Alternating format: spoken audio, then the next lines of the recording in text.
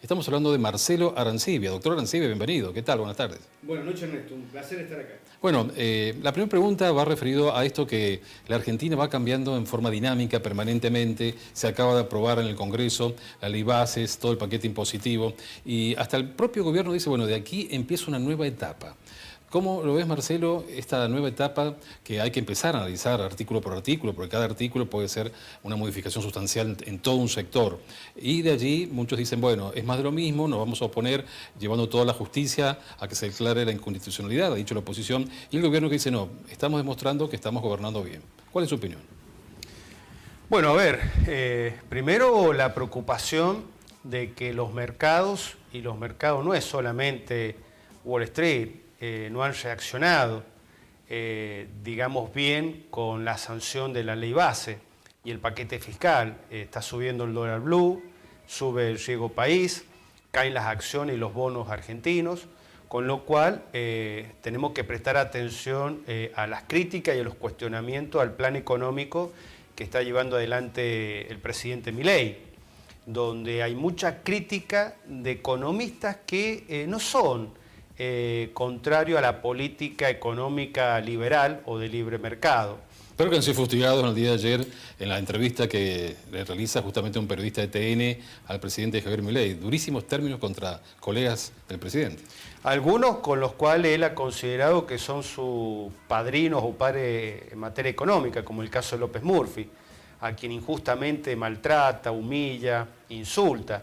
Pero no es solamente estos casos, hay personas, economistas que han estado muy cerca de Milei en la campaña y que una vez que llegó a la Casa Rosada los dejó al costado. Y esta crítica no creo que sea por un problema personal, sino que, bueno, personajes como Carlos Rodríguez, ultraliberal, Domingo Cavallo, entre otros, bueno, tienen una crítica razonable de que el modelo no es consistente.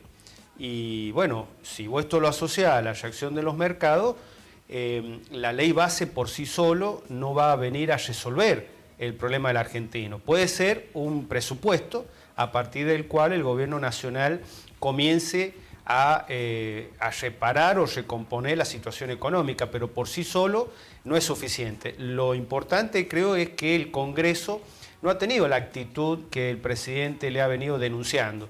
Recordemos que este gobierno, las dos leyes que mandó, la primera fue aprobada en diputados, la ley base original, que el mismo presidente mandó a comisión, con lo cual perdió el estado parlamentario, y luego se reflotó una ley mucho más acotada a las cuestiones tal vez más trascendentes y sustanciales. No íbamos a hablar de la toga de los jueces en los procesos judiciales, sino de cuestiones que hacen a superpoderes sí, el tema del RIGI, el tema administrativo, la emergencia económica, financiera, etc.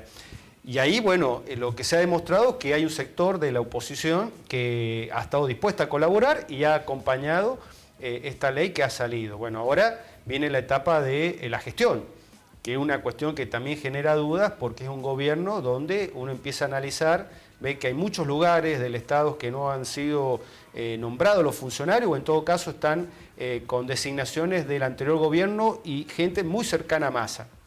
Entonces, bueno, todas estas cuestiones el presidente la tiene que ir resolviendo. La pregunta es si lo va a hacer con ese estilo disruptivo de apuntar en contra de la colaboración de la oposición o comienza a hacer política y entender que el diálogo y el consenso es natural con un sistema democrático. Ahora, para el presidente se están cumpliendo los objetivos principales del gobierno y lo que le pidió, dice él, la población, entre ellos bajar la inflación y tratar de ir equilibrando, él dice superando, la inseguridad. Son los dos temas que él dice está cumpliendo perfectamente. No admite, digamos, ningún tipo de crítica, ningún tema. Bueno, el no admitir crítica lo aleja de sus postulados liberales. El liberalismo político nace con la tolerancia. De hecho, si hoy vivieran en la Argentina de Milei personajes históricos como Voltaire, que es el padre de la tolerancia política y religiosa, o Montesquieu, que es el padre de la República, el espíritu de las leyes. Claro, de la división de poderes, bajo la concepción de los libertarios serían dos viejos meados. Y esto, bueno, es contraproducente para un gobierno que tiene una extrema minoría en el Congreso, donde la situación económica está atada con alambre. Por lo tanto, me parece que lo que acá hay que hacer es construir consensos, por lo menos entre los que no queremos volver hacia atrás, a repetir la experiencia del peronismo kirchnerista, con Cristina Fernández, con Massa, con Alberto Fernández. Pero esto es complicado porque el presidente, atrás de su política de bajar la inflación, que entre las cosas que critican los economistas que no son enemigos ni adversarios del gobierno, es su inconsistencia. Por ejemplo, se ha suspendido para el mes que viene el aumento de las tarifas de luz, gas y agua. Por lo tanto, la inflación en junio va a ser menor a la esperada, pero eso está latente. El superávit fiscal se ha conseguido pateando hacia adelante deudas que el Estado tarde o temprano va a tener que empezar a cumplir, a responder, como por ejemplo la cuestión energética. Si no, vamos a tener un gran apagón en todo el país. Lo ha hecho paralizando, por ejemplo, la obra pública, bajo el argumento de que atrás de la obra pública hay corrupción. Bueno, uno analiza el proceso de la obra pública durante el gobierno de los Kirchner, sí, hubo corrupción. Ahora, la pregunta es, ¿cómo haces para que el mecanismo de contratación de la obra pública sea transparente, no dé lugar a la corrupción o provocar lo que está sucediendo en la Argentina y en San Juan en particular? Tenés paralizada la obra pública, tenés más de 10.000 empleados de la construcción en situación, digamos, sin trabajo, cobrando el fondo compensatorio y con una infraestructura que si vos no la mantenés, el día de mañana va a ser un problema para los sanjuaninos, para transitar, para Ahora, ¿cómo se explica energía? el fenómeno, Marcelo, de que todo esto data de una imagen bastante crítica o negativa en general de la República Argentina, pero sin embargo la imagen del presidente sigue siendo muy alta? Hay mucha credibilidad según las encuestas, las estadísticas, y aquí en San Juan han aparecido, pero inmediatamente después de haberse aprobado estas leyes, grupos, sectores de políticos muy jóvenes que dicen que cada uno lleva en alto la bandera de lo liberal y que van a hacer un frente, y se ha visto un movimiento importante en varias provincias argentinas. ¿Cómo se explica estas complicaciones institucionales, económicas y por otro lado la buena imagen del presidente? Bueno, a ver, lo que estamos viendo en San Juan respecto a la formación de los espacios políticos libertarios, ya uno advierte las profundas internas que hay ahí adentro y uno sabe lo que pasa cuando las fuerzas políticas no se organizan y no trabajan colaborativamente. Terminan con los partidos cerrados y 2 o 3 vivos que terminan acaparando los cargos nacionales. Termina reducida la discusión a una cuestión tan visceral. Yo eso lo diferencio de la sociedad. La sociedad tiene una gran esperanza de que las cosas cambien a partir del compromiso electoral de Milei de acabar con la casta política, con los privilegios, con cuestiones que ya está claro que no van a ocurrir, la dolarización o hacer estallar por el aire el Banco Central como generador de la inflación. Creo que el presidente ha dejado de lado muchas de esas cosas, incluso la lucha contra la casta, cuando incorpora el pliego del hijo para asumir a la Corte Suprema de Justicia de la Nación, un garante de la impunidad desde los tribunales federales. Esa esperanza es eso, y la esperanza no está construido con cuestiones materiales. Lo que sabemos, y esto es palpable, es que la inflación ha bajado producto de licuar ingresos, jubilados y pensionados en primer lugar, pasar la motosierra en las partidas, por ejemplo, a la obra pública en las provincias, cerrar organismos nacionales. Hoy han llegado telegramas a miles de trabajadores nacionales, fundamentalmente contratados, a los cuales se les cesa. El INTI, por ejemplo, y hubo reclamos y protestas. Claro, y ahora cuando se empiece a aplicar la ley base, hay organismos que no han sido, digamos, exentos de su desaparición o fusión con otros organismos. Y eso va a significar más motosierra. Y la otra es el freezer, es decir, frizar deuda del Estado que posterga hacia el futuro su pago, como es el caso de la cuestión de la energía. Entonces la gente tiene esperanza. Todos los índices económicos caen. Ahora, ¿cómo se explica ese nivel de popularidad o sostenimiento popular? Es porque nosotros venimos de un desastre. En los últimos 10, 15 años el país ha vivido una estanflación. inflación y estancamiento económico que ha empobrecido a la gran mayoría de los argentinos, ¿no? Por eso tenemos casi 60% de personas en Argentina por debajo de la línea de pobreza, casi 2 de 3 niños en situación de pobreza. Y en la otra cuestión de la seguridad, bueno, esto se ha agravado por una política del gobierno anterior sumamente displicente con respecto al tema de la delincuencia, pero ahora estamos pasando al otro extremo. Acá en Argentina se está reivindicando, yo creo que un personaje que tal vez sea la quinta esencia de la expresión de la ultraderecha, que no garantiza en absoluto los derechos humanos y las garantías constitucionales que tiene toda persona, que es Bukele. Entonces, bueno, si la propuesta del gobierno es llevar la lucha contra la delincuencia en esos términos, dejando al costado la Constitución, me parece que, bueno, esto va a ser objeto de un gran debate y esto abre a la política la necesidad de comenzar, una vez que está la ley base, una vez que el gobierno tiene la herramienta para ir, bueno, haciendo lo que ellos consideran que hay que hacer y que se han comprometido con el electorado, empezar a definir el escenario político en Argentina. Está claro que al país le hace falta un centro democrático que se sostenga en los valores y los principios de la libertad, de la igualdad, porque si hay algo que hay en Argentina, una desigualdad de los ingresos enorme, y por sobre todas las cosas la fraternidad. Esto es lo que creo yo se tiene que venir. No le podemos dejar esta discusión a los extremos. Vemos cómo en Europa o en Estados Unidos esos extremos ganan los escenarios políticos y el que pierde la gente. Marcelo, yendo nuevamente a San Juan, ¿cómo ve la provincia donde el gobernador salió ampliamente, en forma muy directa, muy concreta, a apoyar al presidente de la Nación? Bueno, una respuesta del presidente es que viene el jueves a San Juan a lanzar un plan educativo nacional. Y por otro lado, se observa que se están obteniendo algunos pocos elementos en obra pública, por ejemplo, 5 impulsos a 5 emprendimientos, y de allí van consiguiendo desde el gobierno provincial algunos puntos positivos, digamos. ¿Cómo ve esta relación gobierno provincial, gobierno nacional? Bueno, así como el presidente tiene que respetar al Congreso y la pluralidad que existe ahí de fuerzas políticas en la Cámara de Diputados, tiene que respetar el federalismo, tanto que se expresa en el Senado de la Nación, aunque el Senado no está protegiendo a las provincias. Lo que ha ocurrido con la ley base es llamativo. En definitiva, han sido los diputados los que han defendido los intereses de las provincias. Por ejemplo, en el paquete fiscal, el Senado votó en contra de los intereses de las provincias. Pero bueno, hay que reconstruir ese federalismo. Y ese federalismo significa, bueno, una actitud de colaboración recíproca, nación y provincia. La cuestión partidaria tiene que quedar a un lado. A mí lo que me preocupa es lo que está pasando en la provincia de San Juan en la legislatura, donde hay una suerte de democracia condicionada por el exgobernador Uñac a la actual gestión. Y esto lo vemos en la legislatura cuando, por ejemplo, hace o impone una mayoría para condicionar o limitar o restringir las políticas de gobierno que debe llevar adelante el gobierno provincial. Ahí creo que está centrada mi preocupación. Por ejemplo, se ha hablado mucho del voto en contra del senador Uñac y la senadora Jiménez con respecto al SIGI, pero poco se habla de que votaron en contra también el paquete fiscal y el restablecimiento del impuesto a las ganancias y la suba del mínimo imponible de bienes personales, porque eso va a significar que San Juan recupere los recursos que se habían perdido por la actitud demagoga de Massa, de la cual también se prendió en su oportunidad el actual presidente Milei.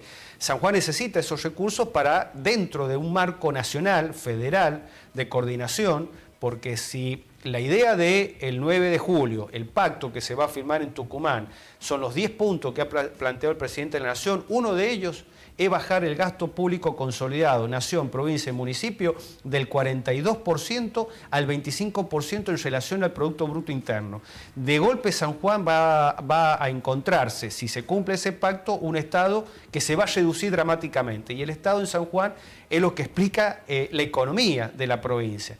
Entonces se necesita colaboración en la legislatura provincial porque esa ley base ahora tiene que ser sometida en algunos puntos a la adhesión de la provincia. Y yo me pregunto si el gobierno provincial va a tener la colaboración o el acompañamiento de la oposición en la provincia de San Juan. Es una buena pregunta para hacerle al senador Uñac. ¿Qué es lo que van a hacer en la legislatura? Lo que pasa es que es imposible para nosotros hablar con el senador actual, Uñac. porque él ahora ha copiado en parte lo del presidente, emite opiniones a través de las redes sociales, pero jamás nos atiende el teléfono, en menos venir a una entrevista o acceder a una entrevista, salvo que se lo ubique en algún lugar público. Bueno, lo que pasa es que el ex gobernador tiene que acostumbrarse a ser entrevistado por una prensa libre. Cuando era gobernador, él se daba el lujo de administrar los niveles de libertad de expresión. Y esto es un gran avance que ha tenido la provincia de San Juan desde el 10 de diciembre pasado. ¿Cómo ve el Poder Judicial, donde también hay alguna ebullición, complicaciones, una denuncia del fiscal general de la Corte, nada menos, de que habría ahí algunas irregularidades en las asignaciones de juicios por parte de la oficina judicial, lo que llevó a presentar un escrito? ¿Cómo ve esta situación del Poder Judicial? Bueno, con mucha preocupación. Yo creo que así como mi ley ha sido votado para resolver el tema de la inflación, en San Juan, si bien nuestra incidencia en materia económica nacional es muy pequeña, es una cuestión fundamentalmente nacional, en San Juan tiene que separarse las instituciones democrática y republicana, porque en 20 años nuestro Estado de Derecho ha sido afectado. Entre otras cosas, se ha hecho perder la independencia del Poder Judicial. La Corte de Justicia fue diseñada por una persona que se pretendió perpetuarse en el poder. Vos cuando querés ejercer el poder más allá del tiempo que te establece la Constitución, lo primero que tenés que hacer es tomar el control de la justicia, más precisamente de la Corte de Justicia. Cualquier autócrata en el mundo es una cuestión casi de manual. Bueno, el problema es que mañana se cumple un año en que ese proyecto de perpetuación fracasó en las urnas. Entonces tenemos una Corte que fue diseñada para acompañar como un apéndice del Ejecutivo. Y hoy tiene una mala comprensión de la autonomía del resto de los otros dos poderes, sino que se autogobierna y de una manera que hoy vemos cómo surgen internas que realmente deben ser de preocupación para los otros dos poderes, el Ejecutivo y el Legislativo. Este pedido que hace el fiscal general de una auditoría respecto a si se ha cumplido o no con la garantía constitucional de juez natural, creo que tiene una respuesta retórica, es decir, de una profecía autocumplida. El fiscal sabe que en estos 3 años no se ha respetado la garantía constitucional del juez natural. Es como no respetar el principio de inocencia, del debido proceso, es decir, es algo grave. Entonces, esto es un problema institucional, porque hemos tenido una Corte que ha diseñado un modelo de persecución penal que no responde a la Constitución. Técnicamente uno podría decir, están incursos en causales para pedir un juicio político, para una intervención federal del Poder Judicial por parte de la Nación, o que la legislatura declare en comisión la justicia para excluir a estas personas que han llevado esta situación tan grave. Pero esto en términos políticos no es posible. Por los números. Por los números. Entonces, pero el problema político está. Y no se puede procrastinar un problema institucional, porque nosotros necesitamos una independencia de la justicia como una garantía de la seguridad jurídica. Cuando se discutía el RIGI, muchos hablaban de que la seguridad jurídica de la actividad minera pasa única y exclusivamente por lo tributario. Es cierto, pero no es verdad. La seguridad jurídica que piden las empresas extranjeras para invertir en un país es fundamentalmente si el Estado de Derecho funciona. Es decir, si sus órganos de poder están dentro o no de la Constitución. Cuando vos tenés una Corte que dice que las acordadas no son públicas, o hago públicas las que quiero, y ocultar la de incorporación de personal que vienen del Ejecutivo o de las municipalidades que terminaron su gestión el 10 de diciembre, o que diseñan programas de persecución penal violando la Constitución, bueno, ahí no hay seguridad jurídica. Entonces, por más rígido que tengas, por más esfuerzo que hagas para atraer inversión extranjera, cuando vos ves que un país o una provincia funciona con sus instituciones más parecido, y con perdón si hay algún oyente de Nigeria o de Níger, pero más parecido al subdesarrollo que a una sociedad claramente que responde a los estatus y a los estándares constitucionales, como puede ser Suecia o Noruega, y bueno, evidentemente deben pensar 2 o 3 veces si van a invertir o no en un país, en una provincia. A nivel personal, Marcelo, sigues en el GEN, funciona el GEN en San Juan. Contame tu actividad política actualmente, ¿activa o inactiva? No, activa. Nosotros estamos ahí en el GEN. Nosotros tenemos una visión crítica del gobierno nacional. no formamos parte del gobierno provincial. Ahora, está muy borrada Margarita Stolbizer, muy fuera de todo lo que es la actividad política vigente y que se puede observar también por los medios. Prácticamente no se le escucha. Bueno, ella está en el bloque de Hacemos Coalición Federal, que preside Pichetto, que es un bloque variopinto de lo que yo creo que es el que tiene una postura de apoyo crítico al gobierno nacional y que está ahí en el medio entre los extremos, la extrema derecha de Milei y el populismo de izquierda, digamos, del kirchnerismo. Yo creo que ese es el lugar correcto, porque flaco favor le vamos a hacer a la República si dejamos que polaricen los extremos. Milei ha sido votado para recuperar la economía, pero no para mandar gente a la OEA y oponerse a la Agenda 2030, que es una agenda donde se procura la igualdad, no solamente entre las personas, sino también la economía, y que combate el cambio climático.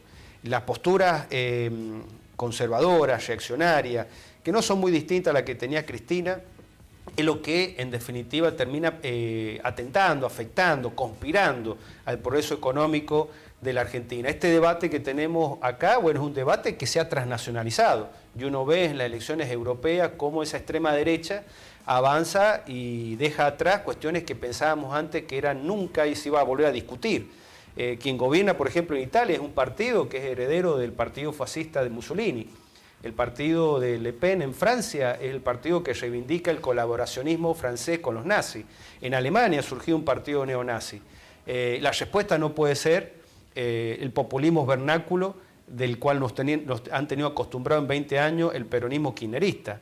Con todo respeto a los amigos justicialistas que hoy celebran o conmemoran los 50 años del fallecimiento de Perón, pero Argentina necesita tener una racionalidad democrática que no lo expresa ni el peronismo ni el Partido Libertario. Por último, Marcelo, lo más breve posible, ¿el gobernador te ha ofrecido algún cargo? Porque yo recuerdo una entrevista que te hicieron antes de las elecciones donde te preguntaba el periodista si vos ganabas, le dabas algún cargo a Marcelo Rego y dijiste, yo le daría por lo menos un ministerio de gobierno. Bueno, gana Rego, te convocó, te escuchó, ¿hubo alguna propuesta o nada? Hemos conversado, pero nunca ha habido una propuesta de integrar el gabinete. Yo creo que el gobierno actual, primero, no es el gobierno de Juntos por el Cambio, tampoco creo que es el gobierno de Cambia San Juan, que era el sublema, es el gobierno de Producción y Trabajo, con aliados que han colaborado con este partido en los últimos años. Y la gobernabilidad es algo que se construye todos los días, y me parece que ellos pretenden construir esa gobernabilidad en la legislatura con acuerdos con algunos sectores del justicialismo. Uñac se la está haciendo difícil.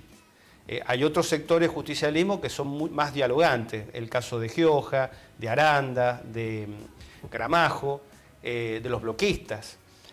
Por lo tanto, me parece que ellos, con el nuevo panorama nacional y provincial, han priorizado ese tipo de acuerdo, del cual, bueno, sabrán que nosotros somos muy críticos, tanto del gobierno nacional como de lo que hoy son opositores, porque creo que si bien la política es el arte de lo posible y hay que buscar y construir consenso entre la legislatura, y esto es lo que hay, esto es lo que provocó el Tribunal Electoral Provincial cuando no suspendió las elecciones de diputados y hacerlas junto con la de gobernador, creo que San Juan necesita una profunda reforma, un verdadero cambio institucional para ir acompañando dos cosas que son esenciales. Primero, que colapsó el modelo de Gioja de Uñac, este Estado excéntrico no va a sobrevivir porque la sociedad no lo quiere y tenemos que construir una gran sociedad civil y un gran sector privado, pero en segundo lugar, para lograr eso necesitamos una reforma institucional